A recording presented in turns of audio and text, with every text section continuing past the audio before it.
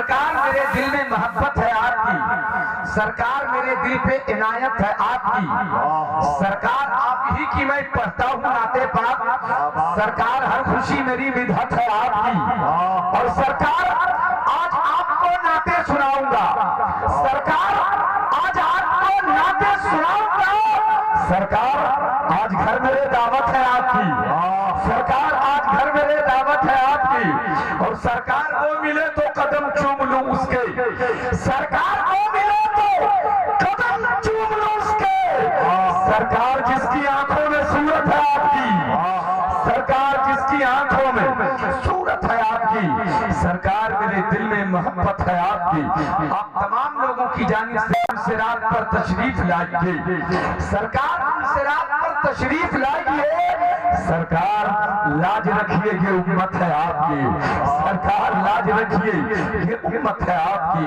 سرکار میرے دل میں محبت ہے آپ کی، سرکار میرے دل پہ عنایت ہے آپ کی۔ محترم دوستوں اور بزرگوں، بس تھوڑی سی باتیں آپ محبتوں کے ساتھ سنیے، آپ کو اگر ایسا لگے کہ یہ مولوی میرے حق میں اچھی باتیں کر رہا ہے تو آپ اسے قبول کیجئے، حالانکہ میں پہلے آپ کو بتا دوں، ہو سکتا ہے میرے جملے تلخ ہوں گے، میری باتوں میں کڑواہٹ کا احساس ہوگا، اس لیے کہ سچ بولوں گا، حق باتیں کروں گا، سچی باتیں کروں گا، حضرات سچ بولنا بھی تو چاہیے، سچ کسے برا لگے گا؟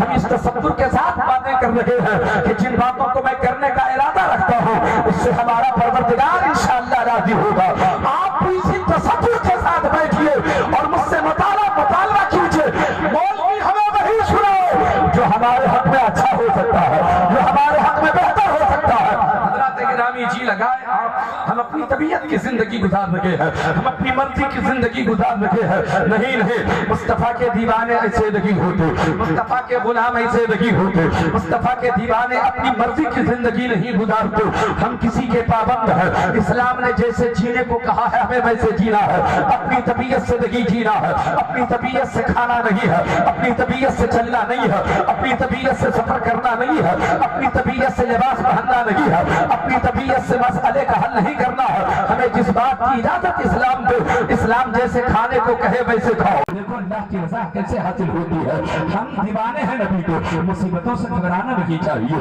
پریشانیوں سے گھبرانا نہیں چاہیے، ہم نبی کے غلام ہیں نا، نبی کے غلام کیسے ہوتے ہیں، نبی کے دیوانے کیسے ہوتے ہیں۔ حضرات گرامی، ہم تو یہ بھی نہیں بتانا چاہتے ہیں دنیا کے لوگوں کو کہ دیکھو نبی کے غلام کا چہرہ کیسا ہوتا ہے، نبی کے غلام کا لباس کیسا ہوتا ہے، نبی کے غلاموں کی صورت کیسی ہوتی ہے، نبی کے غلاموں کا کردار کیسا ہوتا ہے۔ حضرات ایک جملہ کہو تو یہ پتا ہوگا، حضرات گرامی نبی کا غلام کیسا ہوتا ہو، نبی کا دیوانہ کیسا ہوتا ہو، اگر جاننا چاہتے ہو تو دیکھ لو سلمان اظہری کو، نبی کا غلام ایسا ہوتا ہے، نبی کا دیوانہ ایسا ہوتا ہے۔ نعرہ تکبیر، نعرہ رسالت، مذہب اسلام۔ نبی کا غلام پریشانیوں سے نہیں گھبراتا ہے، نبی کا غلام مصیبتوں سے نہیں گھبراتا ہے۔ میرے مصطفیٰ نے جب صحابہ سے فرمایا تھا میرے صحابیوں سنتے ہیں آپ مجھ سے محبت کرتے ہو، ہاں یا رسول اللہ سب چیز سے زیادہ محبت آپ سے کرتا ہوں، یہاں تک کہ اپنی جان سے بھی زیادہ محبت آپ سے کرتا ہوں۔ تو میرے آقا نے فرمایا اگر مجھ سے محبت کرتے ہو تو پھر مصیبتوں سے کھیلنے کے لیے تیار ہو جاؤ۔ پتہ کیا چلا، جو جتنی محبت رسول سے کرتا ہے اتنی ہی مصیبتیں اس کے ساتھ ہوا کرتی ہیں۔ دیوانوں نبی کے غلام ہو تو مصیبتوں سے نہ گھبرانا۔ میں عرض کر رہا تھا کہ اللہ کی رضا اتنے عنوان ہے، اس میں بڑی لمبی گفتگو میری ہوگی مگر میں ادھر نہیں جاؤں گا۔ میں کیا کہتا ہوں، سکون نرم گدے پہ نہیں ہے، سکون اللہ کے ذکر میں ہے، یہ تو طے ہے۔ آئیے میں تھوڑی سی بات کرتا ہوں آپ کو سمجھانے کے لیے۔ آپ نے ابراہیم بن ادھم کا نام سنا ہوگا۔ ابراہیم بن ادھم اپنے وقت کے شہنشاہ گزرے، اپنے وقت کے بادشاہ گزرے۔ حضرات توجہ میری طرف توجہ دیجئے نا، آپ مجھ کو دیکھیے 5-7 منٹ سن لیجئے مجھ سے۔ इब्राहिम बिन अदहम अपने वक्त के बादशाह गुजरे, बलख के बादशाह हैं, बलख के शहंशाह हैं इब्राहिम बिन अदहम। मगर वो अल्लाह वाला भी है, वो फकीर कामिल भी है, वो अल्लाह का वली भी है। मगर वो अल्लाह का वली हुआ कैसे, वो फकीर कामिल हुआ कैसे, वो अल्लाह वाला बना कैसे? आओ, वक्त है शहंशाह है, वक्त का वो शहंशाह है, अपने खास हुजरे में वो सोया हुआ है, अपने खास हुजरे में लेटा हुआ है। बलख का बादशाह इब्राहिम बिन अदहम अपने बिस्तर पे नर्म गद्दे पे सोया हुआ है। मगर दिल में क्या ख्याल चल रहा है मालूम है? अल्लाह की रजा किसी तरह हासिल हो, अल्लाह की रजा किसी तरह हासिल हो, अल्लाह की तलाश में निकलना चाहिए, अल्लाह की तलाश में निकलना चाहिए। कैसे अल्लाह की रजा हासिल हो? ईमान की लौ थोड़ी सी तेज होती है, चिराग की लौ तेज होती है, चल रहा है। मगर हजरात गिरामी वो सोया हुआ है अपने बिस्तर पे, सोए सोए उसको महसूस क्या हुआ मालूम है? कोई मेरे कमरे में आया है, कोई मेरे हुजरे में आया है, कोई मेरे बेडरूम में आया है। अब अचानक बिस्तर से उसके बैठ गए, उसके उठ के बैठ गए। सिपाहियों को आवाज दिया, सिपाहियों! सबके सब करीब आ गए। कहा कैसे ड्यूटी कर रहे हो तुम लोग? मेरे कमरे में भी कोई आया था। सिपाहियों ने कहा बादशाह सलामत, जान की पनाह हो तो एक बात कहो। कहा जल्दी बताओ, अभी अभी मेरे कमरे में कोई आया था। सिपाहियों ने जवाब दिया आपके कमरे तक पहुंचने के लिए कई दरवाजे हैं, हर दरवाजे पे पहरेदार नंगी तलवार लिए पहरा दे रहा है। किसी की हिम्मत, हम लोग बिल्कुल बेदार हैं, हम लोग चौकन्ना हैं, कोई आ ही नहीं सकता है वरना गर्दन उसकी उड़ा देंगे। हम लोग नंगी तलवार लिए खड़े हैं, हम लोग सोए नहीं हैं, आप आराम से सोइए। कहा नहीं नहीं कोई आया, कोई नहीं आया है, आप सोइए आराम से। फिर वो बादशाह सो गया, सिपाही अपनी ड्यूटी में लग गए, बादशाह सो गए, इब्राहिम बिन अदहम सो गए। फिर थोड़ी देर के बाद फिर उठे, कोई आया है मेरे कमरे में, मेरे कमरे से होके कोई छत पे गया है, छत पर चलने की आवाज आ रही है।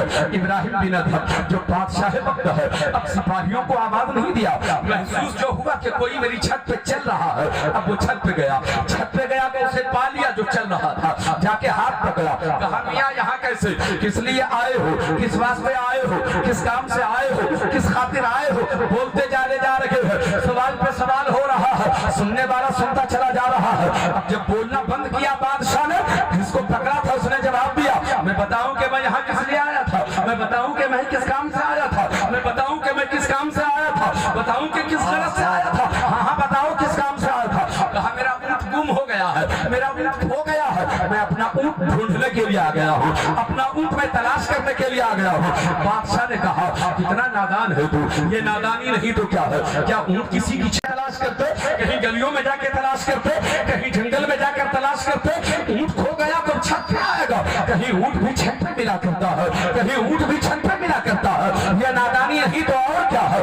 पलट के जवाब दिया बादशाह, अगर ऊँट छत पे नहीं मिलता है और ऊँट का ढूंढना छत पर ये नादानी है तो नर्म बिस्तर पर अल्लाह से मिलना ये कहाँ की दानाई है? अगर ऊँट छत पे नहीं मिलता तो नर्म बिस्तर पर खुदा नहीं मिलता। बाबा नारे तकबीर, नारे रिसालत। नर्म बिस्तर पर खुदा नहीं मिलता। बात समझ में आई? आई? मैं ये नहीं कहता पैसे ना कमाओ, दौलत ना कमाओ, कमाएं, पैसे जमा करें, सोए नर्म गद्दे पे, मगर कभी कभी उसी नर्म गद्दे से उठिए, आइए टूटी चटाई पर, आइए रब की बारगाह में झुकने की तौफीक मांगिए। झुकने के आदी हो जाइए तो अल्लाह बुलंद कर देगा। वही इब्राहिम बिन अदहम। और 2-3 मिनट ले ले टाइम। कितने लोग सुनिएगा एक बार और हाथ उठा के बताइए सुभान अल्लाह। वही इब्राहिम बिन अदहम है।